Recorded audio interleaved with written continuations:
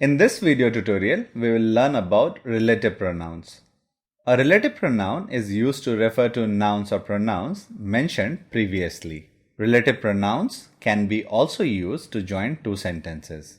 The most common relative pronouns are which, that, whose, whoever, whomever, who, and whom. The words such as what, when, and where can also function as relative pronouns. Let us also try to understand what is an antecedent of a relative pronoun. It is the noun or pronoun for which a relative pronoun is used. The antecedent is usually a noun that the relative pronoun replaces. The pronoun must agree with its antecedent in number, singular or plural, and gender. Take this sentence as an example. The boy chased the cat which had killed the rat. Here, which is the relative pronoun clearly, and the cat which it refers to becomes its antecedent. I hope this is clear. Let us now look at an example where a relative pronoun is used to join clauses to make one sentence. I met Ram. Ram had just returned from office. Let us now try to join them together using the relative pronoun who. I met Ram, who had just returned from office. Relative pronouns are also used at the beginning of the subordinate clause, which gives some specific information about the main clause. A relative pronoun usually comes just after its antecedent. Look at this sentence. He came in the morning, who is my friend. The sentence sounds quite awkward. Here, we cannot understand whether who is referring to he or morning. So, it is always good to place the relative pronoun just after its antecedent so that no confusion arises. So, the correct way of writing it would be he who came in the morning is my friend. Please note, we do have exceptions to this rule. Just look at the following sentence. She is one of those who have come. Here, we cannot put who just after she. Just think how awkward the sentence would sound. She who have come is one of those. So I hope you get my point. Let us now look at the cases and number of some common relative pronouns. In the nominative case, we will have who, which, that. It can be used both in singular and plural form. Look at the sentences. The girl who is talking to the teacher is my daughter. In plural form, those who work hard never fail. In the accusative case, we again have who, which, and that along with whom. Now, let us look at these two examples. The boy with whom you were talking is my nephew. Ramesh is the boy whom I want in the project. In the genitive case, we have whose. Look at this sentence. Ramesh is the boy whose car I drove. Let us now try to build our understanding a bit further. We'll start with understanding the nuances in the usage of who and whom.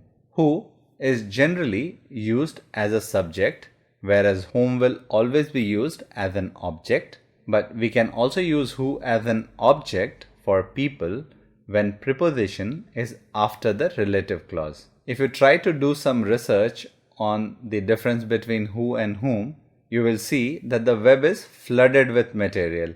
But here, we have tried to keep it simple. We will just take care of two things.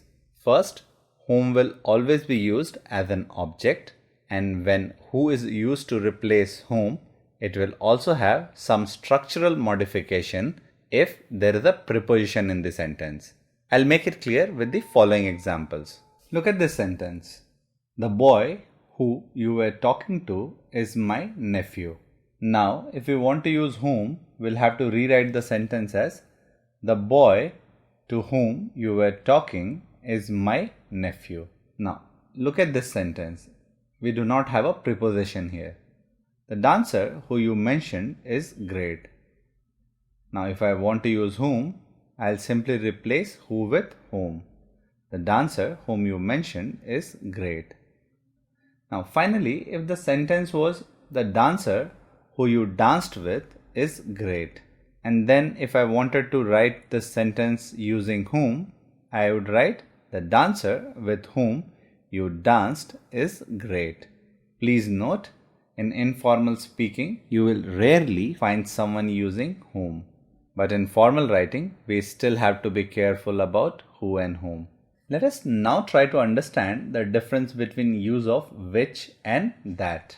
Which can be used as a subject or an object pronoun, non-living things, plant and trees, and animals. Look at these examples. The books which you bought at the book fair were interesting. The band played a melodious tune which had everyone mesmerized. The dog which is barking at the stranger belongs to Mr. Kumar. Please note which may be used to refer to a sentence also. He said he was there at the event, which was a lie. Here which refers to the entire sentence. He said he was there at the event. That refers to persons, non-living things, animals or insects. Look at these sentences. The crowd that gathered at Wankhede Stadium to see Sachin for the last time cheered him to the echo. I know the house that he lives in. The bee that stung me is dead. We can use that to refer to the superlative degree. He is one of the best doctors that I have ever met. Now, let us look at the use of who, which and that as subject and object. Isn't she the woman who lives near the mall road? The event that happened last night was very interesting. The tiger which was seen in the village yesterday has been captured. Now let us look at the object form. Have you seen the girl whom we met in Ghana? You should not believe everything that you read in the newspapers.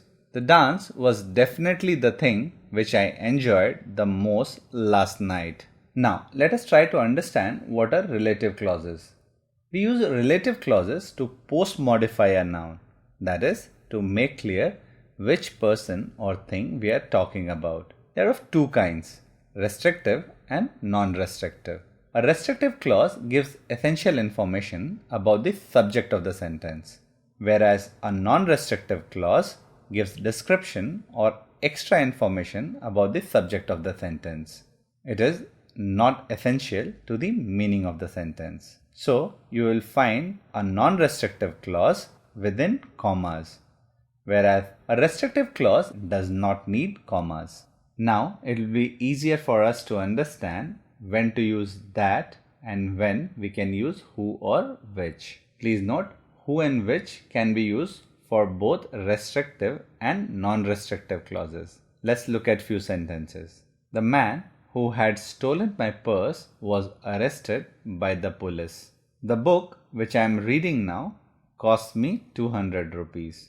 Here the use of who and which are for restrictive clause. Now let us look at its use in non-restrictive clauses. The officer sent for the assistant, who came at once. I gave him my notes, which I had prepared last night.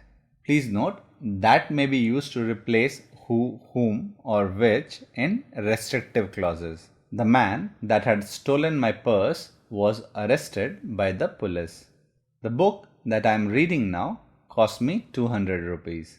Please note that cannot be used in a non-restrictive clause. So we cannot say the officer sent for the assistant that came at once. With this, we will conclude our module on pronouns. Thank you.